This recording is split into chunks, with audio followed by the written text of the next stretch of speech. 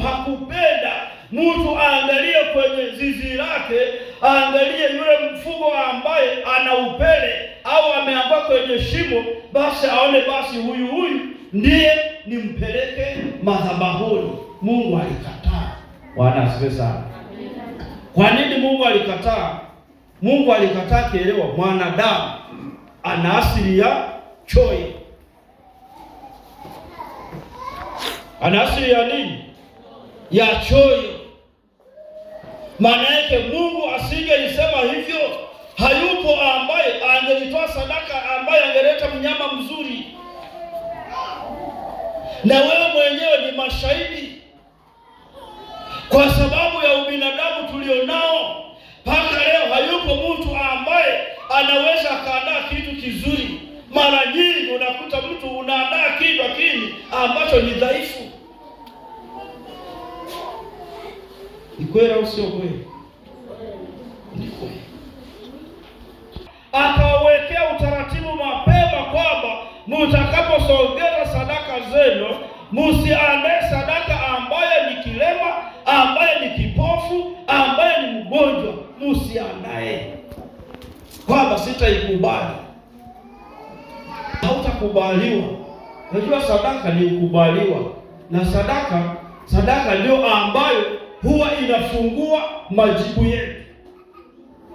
Na nielewa vizuri, sadaka ndio ambayo huwa inafungua majibu.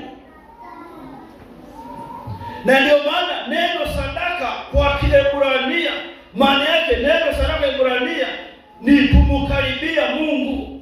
Yaani kwa Kiebrania ukisema sadaka, maana yake umemkaribia Mungu. Ndio maana ya neno sadaka kwa Kiebrania. Bwana asifiwe sana. Mwambie mwenzako huku pamoja na mtumishi,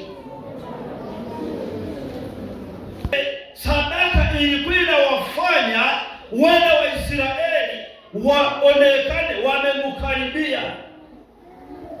Na ndio maana maeneo mengine anasema hao watu wasitokee mikono mitupu mbele za Bwana. Sawa jamani? Wasitokee mikono mitupu. Mungu alikataa.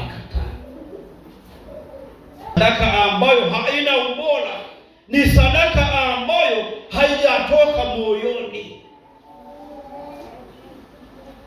Kilema ni sadaka iliyo na nini? Na mapungufu. Ni sadaka ambayo haina ubora. Hata kama ni wewe, twende taratibu. Leta beberu mkubwa mzuri kama mboga.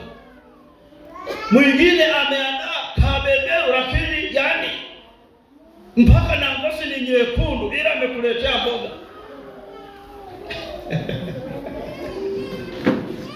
Haleluya. Tusiende huko. Mila ya Wasubi huwa wanatoza mbuzi 4. Si ndio? Je, wani mbuzi yoyote? Tunaweza tukatoa sadaka lakini ikaonekana ni sadaka ambayo tumeitoa, lakini kwa sehemu ni kama unamdharau Mungu wako. Sema amina. Najua hapa mwezi mkashangilia.